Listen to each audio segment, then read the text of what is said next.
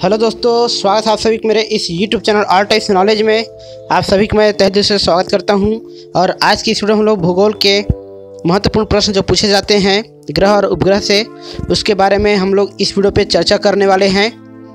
तो इसमें मैं टोटल लगभग 51 प्रश्न इसमें मैं आपको बताने वाला हूँ। तो ये जो है आपका PSC, रेलवे, UPSC, व्यापम इसमें पूछे जा सकते हैं दोस्तों, और पूछे जाते भी हैं। ये प्रश्न जो मैं कवर करने वाला हूँ ये कई बार एग्ज़ाम में आया हुआ है। ठीक है दोस्तों, तो देखिए पहला प्रश्न है, किसी स्थान पर उच्चोज्वार भाटाओं में कितना अंतराल होता है? तो ये जो है 12 घंटा 26 मिनट का होता है। ठीक है, 20 का सही आंसर है। फिर अगला प्रश्न देखिए, क्षुद्र ग्रह एस्ट्रॉइड सूर्य के चारों ओर किनके बीच चक्कर लगाते हैं? तो ये जो है आपका मंगल और बृहस्पति इसमें आएगा दोस्तों। 20 का सही आंसर है। तो वीडियो में आगे बढ़ने से पहले मैं चाहूँगा दोस्तों कि यदि अभी तक आपने चैनल को सब्सक्राइब नहीं किया है तो इसको सब्सक्राइब कर लें और बेल आइकन को क्लिक करके ऑल ऑप्शन को सिलेक्ट कर दें, जिससे कि आपको हमारी नई वीडियो का नोटिफिकेशन तुरंत मिल सके और हमारी कोई भी इन्फॉर्मेटिव वीडियो से कभी मिस ना हो। हमारे इस चैनल पर हम लोग ऑल इंडिया लेवल की गवर्नमेंट जॉब, छत्तीसगढ़ में सभी तरह की गवर्नमेंट जॉब, संविदा भर्ती जो भी निकलता है वो, यहाँ पर हम लोग करंट अफेयर, GK और कंप्यूटर से संबंधित वीडियो यहाँ पे हम लोग लेकर आते हैं। साथ ही हमारे चैनल पे हम लोग ओल्ड पेपर जो होता है उसका साल पेपर लेकर आते हैं दोस्तों। तो यदि आप गवर्नमेंट जॉब की तैयारी कर रहे हो तो ये चैनल आप ही के लिए है, इसको सब्सक्राइब जरूर कर लीजिएगा। इसमें हमारे चैनल पर हम लोग केवल इन्फॉर्मेशन के लिए पर्पज़ के लिए लेके आते हैं वीडियो, जो कि आपके लिए फ़ायदेमंद रहता है। अन्य किसी प्रकार की जानकारी से हम लोग लेके नहीं आते, फालतू वीडियो हम लोग नहीं बनाते हैं। जो आपके कैरियर से संबंधित हो उसी तरह के यहाँ पे हम लोग वीडियो लेकर आते हैं दोस्तों। तो इसे अपने दोस्तों के साथ ज़रूर शेयर करें। तो चलिए आगे बढ़ते हैं इस वीडियो में। देखिए तीसरा नंबर का प्रश्न इसमें है, निम्नलिखित में से कौन से ग्रह पर जल चक्र मौजूद है? तो जल चक्र हमारे पृथ्वी पे ही मौजूद है। अगला प्रश्न देखते हैं, आकार के संदर्भ में वरुण हमारे सौरमंडल में खाली स्थान पर आता है? तो ये जो हमारे चौथे स्थान पे आता है। फिर अगला प्रश्न देखते हैं, निम्न ग्रहों में से किसको पृथ्वी का जुड़वा कहा जाता है? तो शुक्र ग्रह को कहा जाता है। 20 का सही आंसर है, क्योंकि पृथ्वी का जो आकार है लगभग शुक्र ग्रह का आकार भी सेम ही है। ठीक है, तो 20 का सही आंसर है। फिर अगला प्रश्न देखिए यहाँ पे, निम्नलिखित में से किस ग्रह का कोई चांद या मतलब कि उपग्रह नहीं है? तो बुध ग्रह का कोई भी उपग्रह नहीं है। C इसका सही आंसर है। फिर अगला प्रश्न देखिए सूर्य का पृष्ठीय तापमान आंका गया है? तो ये जो है A इसका सही आंसर है, 6000 डिग्री सेल्सियस है। ठीक है, अनुमानित इसका जो है तापमान। फिर अगला प्रश्न देखते हैं 8वें नंबर का, हमारे सौरमंडल का सबसे चमकीला ग्रह कौन सा है? तो शुक्र ग्रह है। इसमें सबसे ज़्यादा गर्मी होती है इस ग्रह पे। अगला प्रश्न देखिए, निम्नलिखित में से किसको लाल ग्रह कहा जाता है? सभी जानते हैं मंगल ग्रह को लाल ग्रह के रूप में भी जाना जाता है, और हमारी पृथ्वी को नीला ग्रह के रूप में। ठीक है, C इसका सही आंसर है। तो वीडियो पूरा अंत तक जरूर देखिएगा दोस्तों। इसमें मैं पूरे 50 प्रश्न बताने वाला हूँ, 51 प्रश्न, जो कि एग्ज़ाम की दृष्टि से काफ़ी महत्वपूर्ण है। हो सकते हैं इसमें बहुत सारे आंसर आप जानते हो, लेकिन कई सारे ऐसे प्रश्न होंगे जिनके आंसर आप नहीं जानते होंगे। आकाशगंगा मंदाकिनी सबसे पहले किसने देखी? तो गैलीलियो ने देखा। ठीक है, ये इसका सही आंसर है। आकाशगंगा मंदाकिनी सबसे पहले किसने देखा? तो गैलीलियो ने देखा। ये इसका सही आंसर है।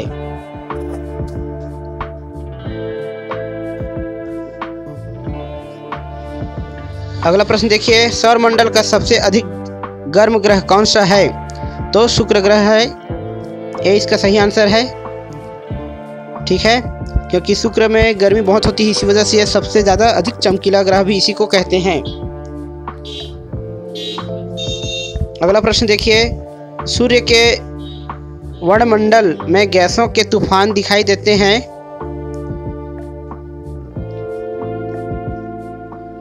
तो उसको क्या कहेंगे? तो सूर्य ग्रहण के दौरान होता है।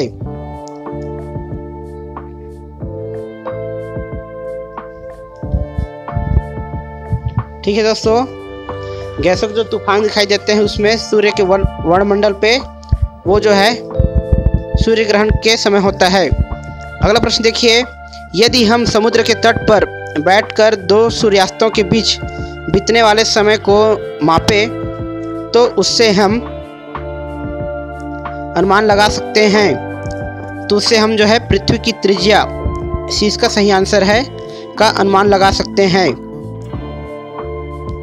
ठीक है, अगला प्रश्न देखिए, सौरमंडल के 4 सबसे विशाल ग्रह आरोही क्रम में है, तो इसमें घटते क्रम में बताना है। तो सबसे बड़ा ग्रह जो है बृहस्पति है, फिर उससे छोटा शनि, फिर उससे छोटा यूरेनस, फिर उससे छोटा नेपच्यून है। तो ये घटते क्रम में है। ठीक है, इसका सही आंसर है बृहस्पति सबसे बड़ा ग्रह है हमारे सौरमंडल में, फिर शनि आकार में है ना, फिर यूरेनस, फिर नेपच्यून। तो इसका सही आंसर होगा। ठीक है, आरोही क्रम मतलब कि घटते क्रम में। फिर देखिए हमारे सौरमंडल में सबसे बड़ा ग्रह कौन सा है? तो ये जो है बृहस्पति, अभी मैं बताया हूँ सबसे बड़ा ग्रह में बृहस्पति है। अगला प्रश्न देखते हैं, निम्नलिखित में से सबसे ठंडा ग्रह कौन सा है? तो प्लूटो, क्योंकि ये सूर्य से सबसे अधिक दूरी पे है, तो सबसे ठंडा ग्रह यही है। फिर देखिए निम्नलिखित में से कौन सा सौर परिवार, इसको ध्यान देंगे। ठीक है, सबसे ठंडा में प्लूटो आएगा और सबसे गर्म में। ठीक है, फिर देखिए सौर परिवार सबसे संबंधित नहीं है, तो इसमें निहारिका, इससे सौर परिवार से संबंधित ये नहीं है। बाकी क्षुद्र ग्रह हो गया, धूमकेतु ग्रह, ये सब है। तो डी इसका सही आंसर है। अगला प्रश्न देखिए, पल्सर होते हैं, तो ये तेज गति से घूमने वाले तारे होते हैं। ठीक है, सी इसका सही आंसर होगा।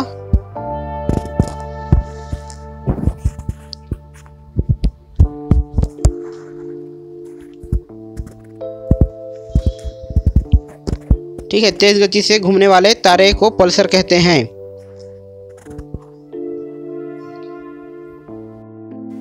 फिर अगला प्रश्न देखते हैं 19 नंबर का।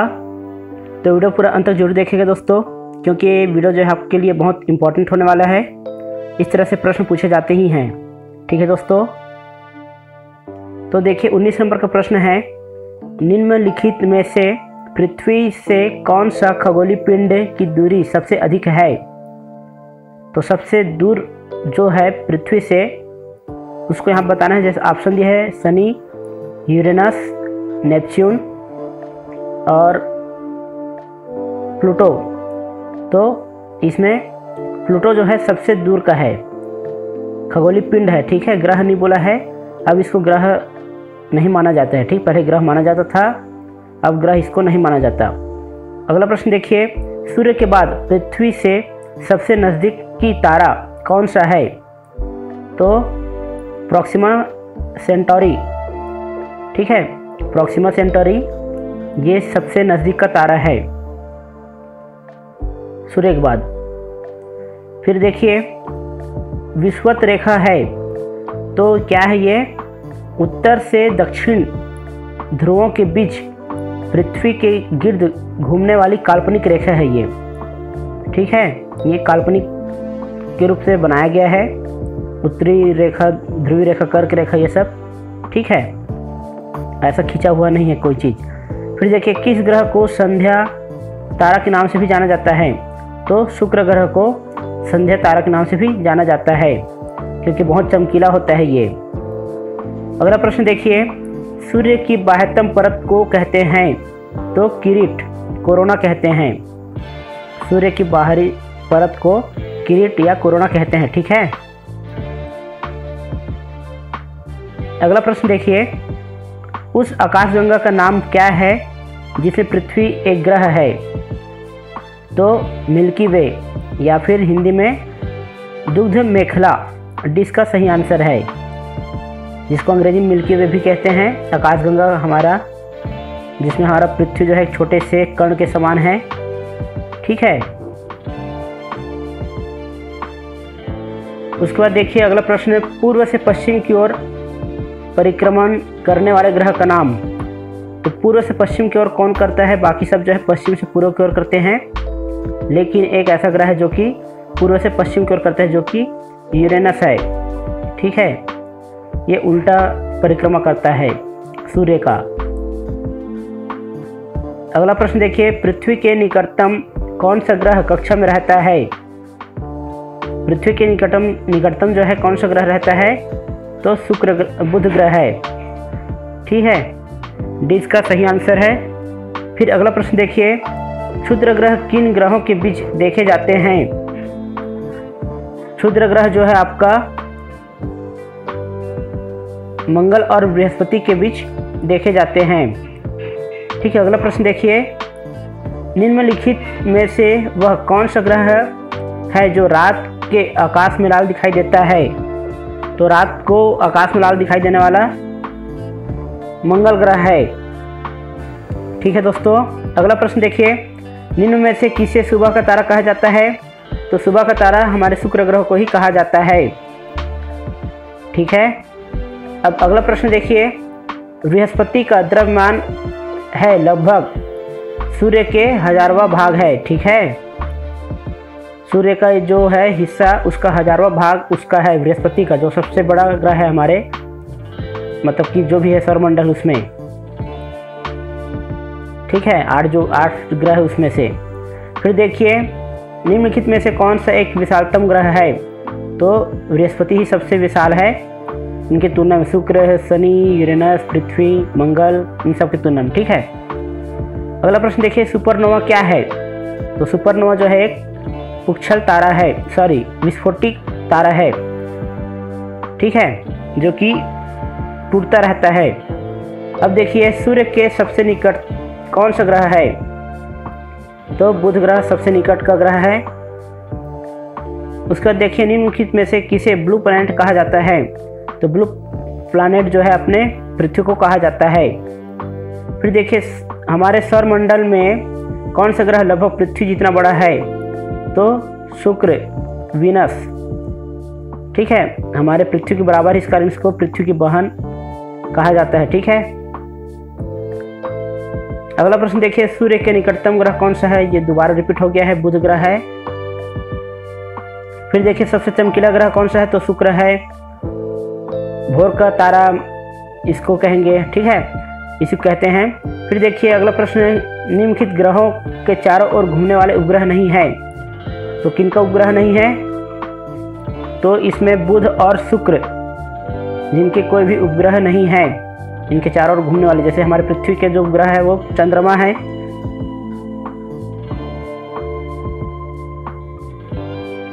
तो इनका कोई भी उपग्रह नहीं है। अगला प्रश्न देखिए, ठीक, इसको ध्यान रखेंगे, बुध और शुक्र का। फिर अगला प्रश्न देखते हैं, सूर्य से पृथ्वी को प्राप्त ऊष्मा को क्या कहते हैं? तो सूर्य से जो हमें ऊर्जा मिलती है, ऊष्मा मिलती है, उसको क्या कहते हैं? आतपन कहते हैं। ठीक है, ये इसका सही आंसर है। अगला प्रश्न देखिए, निम्नलिखित कौन से ग्रहों के चारों ओर घूमने वाले उपग्रह नहीं हैं? तो इस तरह से घुमा के प्रश्न दे दिया जाएगा आपको। तो बुध और शुक्र है। ठीक है, फिर सूर्य के सबसे निकटतम तारा वही है, पूछा है, दोबारा रिपीट हो गया है। फिर देखिए, वह कौन सा है जिसका पृष्ठीय ताप सर्वोच्च है? तो शुक्र ग्रह का है, ये सबसे गर्म ग्रह है, इस कारण ये चमकता रहता है। फिर देखिए, निम्नलिखित में से किसके भीतर बृहस्पति का गैलेनियन उपग्रह नहीं है? तो डीमोस इसका सही आंसर है। फिर देखिए, सूर्य ग्रहण उस समय होता है जब, कब होता है? जब सूर्य और पृथ्वी के बीच चंद्रमा आ जाता है। ठीक है। सूर्य और पृथ्वी के बीच चंद्रमा आएगा तो क्या होगा, सूर्य ग्रहण होगा। और चंद्र ग्रहण कब होगा, और जब सूर्य और चंद्रमा के बीच पृथ्वी आ जाता है हमारा, तो उस समय चंद्र ग्रहण होता है, ठीक है। और सूर्य और पृथ्वी के बीच चंद्रमा आता है तो सूर्य ग्रहण होता है, इसको ध्यान रखेंगे। और चंद्र ग्रहण कब होता है, जब पृथ्वी और चंद्रमा के बीच सूर्य और चंद्रमा के बीच पृथ्वी आ जाएगा तो उस हिस्से को ढक लेता है वो, तो इस वजह से चंद्र ग्रहण होता है, ठीक है दोस्तों। फिर अगला प्रश्न देखिए यहाँ पे, सूर्य का प्रकाश हमारे पास लगभग कितने समय में पहुँचता है। ये प्रश्न कई बार आता है, तो ये आंसर है इसका 8 मिनट, सही आंसर है।